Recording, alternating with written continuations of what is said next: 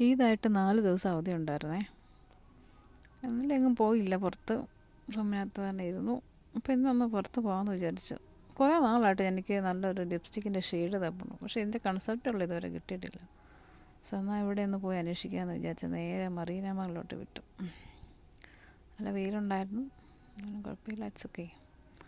അങ്ങനെ finally Marina mall എത്തിക്കഴിഞ്ഞിരിക്കുന്നു. Vice തിരക്ക് കുഴപ്പമില്ലായിരുന്നു, എന്നാലും തിരക്കുണ്ടായിരുന്നു. ഇവിടെ ഈദിൻ്റെ ഡെക്കറേഷനും കാര്യങ്ങളൊക്കെ ചെയ്ത് വെച്ചിട്ടുണ്ടായിരുന്നു. എല്ലാവരും ഇടയ്ക്ക് ഒന്ന് ഫോട്ടോ ഒക്കെ എടുക്കണം. അടിപൊളി, അതുകൊണ്ട് നല്ല രസമുണ്ടല്ലോ. എനിക്ക് കളർ ഭയങ്കര ഇഷ്ടപ്പെട്ടു. ഇത് എന്തോ ഒരു അതിൻ്റെ പേരെനിക്കറിയത്തില്ല, അതിൻ്റെ ഫോസിൽസാണ്. അങ്ങനെ ചുമ്മാ അതുവഴി വായി നോക്കിയൊക്കെ നടന്നു.